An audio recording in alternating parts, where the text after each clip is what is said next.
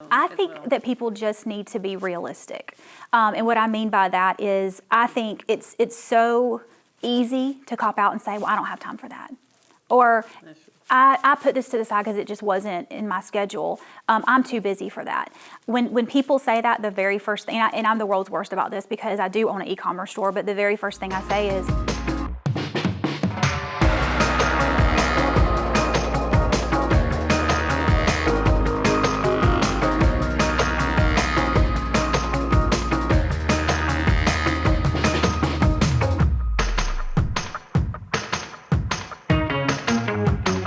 Hey guys, thanks for joining us for this episode. I am super excited about it. I have the pleasure and honor to interview Brandy Hickox. This woman is a beast. She is the general manager of a company here. She has her own company. She's an entrepreneur. And she also is a wife and a mother. And so she has so many awesome things about her. So Brandy, thank you for joining us today. And can you tell a little bit more about yourself, more detail than what I just gave? Yeah, absolutely. So I am a general manager of a company. We do restoration work for insurance claims. Okay. So I've been doing that for, gosh, right at 10 years. Oh, wow. Full-time job, full-time commitment, lots of hats with that company. And then, as you said, I'm an entrepreneur. I have a business partner who, she and I own a e-commerce clothing boutique for children. It's called Smocking Dog. I also do co-lead for small groups at Providence Church, 2 groups this coming semester. I've got a 7-year-old named CJ, and I have a 4-year-old named Jack. And her kids are so adorable. So adorable. I think so. Both boys, all boys. But everybody's starting school on Friday, so I'm pretty excited about that. And then let's see what else. We have a dog coming this weekend. My husband is, full-time work as well. So wearing lots of hats, but so thankful that I'm able to do that. Yeah. Mm-hmm. So I wanted to bring Brandy on today because I feel like she is like the ultimate example of how to manage your time. And so we're just going to jump into it. So why do you think it is important to manage your time well? It really just depends on how good you are with stress. And let's just be honest, no one's good with stress. Yeah. It doesn't matter if it's a small amount of stress or a large. No one wants to bring it on them, even if it's a small amount or a crippling amount. The more you take on, and if you're not managing appropriately, it just leads into anxiety. And when you're in an anxious situation, you're just really not giving your best. That's true. You want to make sure that you can give everything that you're able to give to the things that you've committed yourself to doing. Yeah. It really just sets the groundwork for where you're going to be in the future. If you can't give your best in one situation, you may not be awarded that opportunity to do it for something you would wanted to moving forward just because of your performance there. Yeah. I love when you said that because what came to mind for me is like time management is tied to your integrity and is then tied to possible opportunities in the future. So how you manage your time now as a young adult teenager is just as important as when you're my age or younger or in your 30s and you're like, how am I managing my time? Exactly. I 100% agree. I just remember we talked a little bit before. I remember in high school feeling so stressed because you had this test coming and then you had this other project that you had to do and you had to manage your time with your friends and you had to just kind of wear all those different hats. And it's different now because the hats look so incredibly different.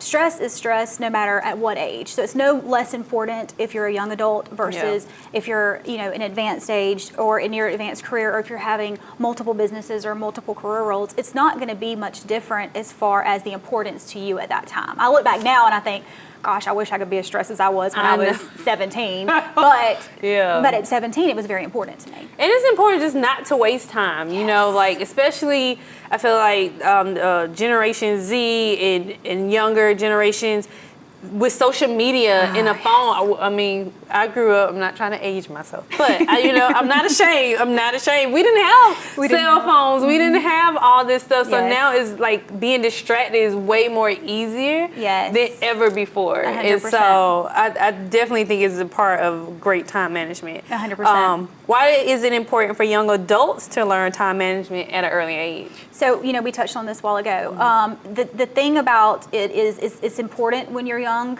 because it's only going to get more advanced. So even if you are, stressed now at a young age about certain things, you might as well multiply that when you get older, because bills are a whole different level of stress, and your career is a whole different level of stress, and then you have children, and that's a whole different level of stress. So what you're dealing with now is so important, but it's only going to be amplified as you move into later stages in life. So if you can't get control over kind of where you manage and what you prioritize now, it's not going to behoove you at all as you move into the adult stage or the career path that you're going to be in. Because even if you are in a career, just an early entry level, you're still going to have 45 tasks, probably even more than if you were advanced, because you're starting at the bottom and they give you the task because they can, essentially. And I think it's about creating structure. Like, we're habits. We're people of habits. We go into habits. So for me, when I went to college, I was already had my study habits set. So I know, like, okay, Jessica, you learn well in this situation. I do not learn well in pressure. Don't put me under pressure. If I have a paper that's due the next day, Lord have mercy, it's going to be a hot mess. I will start on a paper 2 weeks in advance because I knew at that point in time, like, okay, this is my best work. When I can step away from it, look at it, come back. Then I have other people that's like, I can pump that baby out. And that is me. And that is me. And it's funny because I'm here talking about time management, but knowing how you can excel in the environment is part of time management. I know that if I 2 weeks in advance do something, I'm going to rewrite it, redo it, rethink it, overthink it 500 times before I actually submit it, where I really do my best work my first draft. So I know for me, if I just kind of wait it out to a time period that I feel is flexible enough and submit my usually first round redraft, whatever, real quick, then I know that's going to be my best work. I know I'm not going to overthink it, throw in extra words, throw in extra fluff, and it's just going to be a raw, good thing for me. So it's just the awareness piece. That's what I feel like we're talking about. Like, for me, I know I am not that person that's overnight, but for you, your first draft is your best take. Then it's like, okay, let me allot this time. So really getting to know who you are and how you work. Absolutely. And you have to ask yourself that question, because like you said, in corporate world, when you're in there, you're getting all these tasks and they're expecting you to get done. Like, people look at your time management, your productivity, are you efficient? All those things speak volumes. 100%, absolutely. What advice will you give a young adult that is struggling with managing their time? Number one, focus on your priorities. So you need to know where you need to put a majority of your time, where you need to put your effort. So for me, it may be a season. It may be, okay, well, right now, things are going great with the general managing job that I do. Things are kind of, not on autopilot, I hate that word, but things are going smoothly. I don't have any major projects coming up, so I can kind of put that on autopilot a little bit. And now I need to focus a little bit more on, okay, well, we've got small groups coming up for church, and I need to get prepared for those. So now I'll sink a little bit more of my time and effort into that. Instead of taking some work home, I may do that at night instead. And so I just need to figure out what works best for me priority-wise, and that just goes across the board for everyone. You just need to know where you need to sink your time at that time. And the answer could be different for different days, different weeks, different projects. So that's my number one thing I would say. The second thing I would say is ask for help.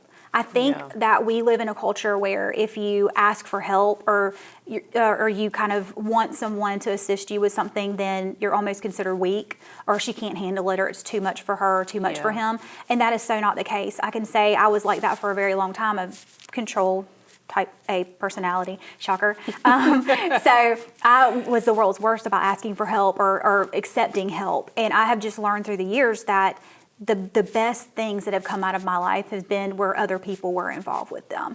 So don't consider it a weak thing. Consider it a great thing, because it helps you and the person that's helping you grow as a person, as an employee, as whatever you're in that stage of your life with that particular person.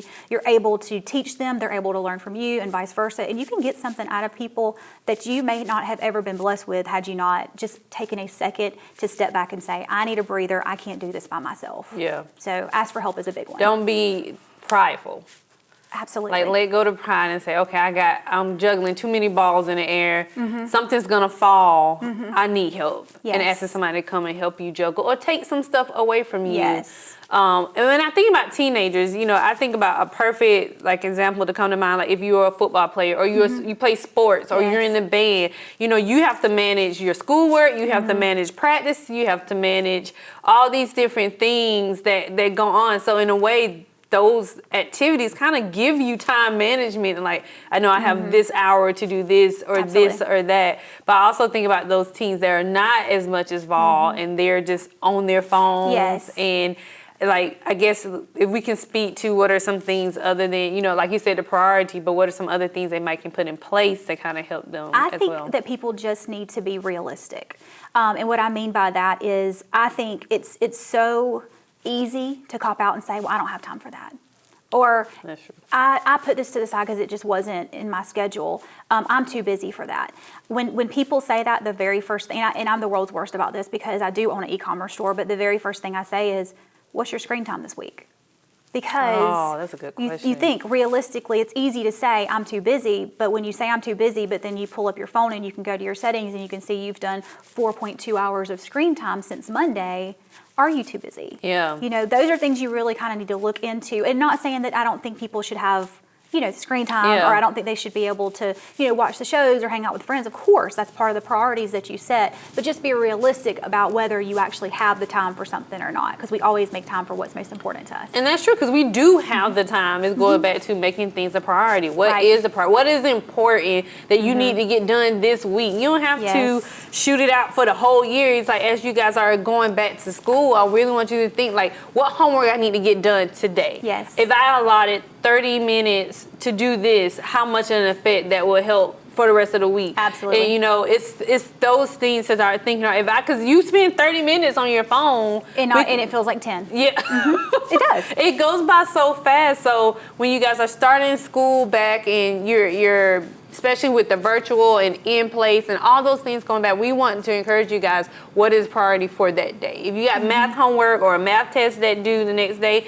hey, maybe I'll concentrate on math and not so much on science. It's finding that balance that goes into that as well. And just, like you said, the screen time. Oh, I love that question, because now I'm going to be like, oh, I have to assess myself. Yes, I'll be like, you do. Jessica, how much screen time? Well, then you do have time. You just Yes. didn't make something a priority that should have been a priority. Exactly. And you have to learn to say no. Yeah. And that goes into adulthood big time for me, because another thing is I'm on the board for LilyPad as well, former president, and now I'm on the board for I think 8 years now, and absolutely love it. They're a fantastic organization, but I have had the opportunity to be on other boards or be part of other committees, and I've had to pump the brakes and say, okay, I've got all of this in my hat. I genuinely know I don't have time to commit what I feel like is my best self. Yeah. I can commit, but I'm going to give you this much of what you really deserve. And so I have to kind of back up and say no. So I would just advise as people get older and they look at things, because I mean, colleges now it's not just necessarily about your GPA anymore. It's your extracurricular activities and all the things that you do, but you also don't want to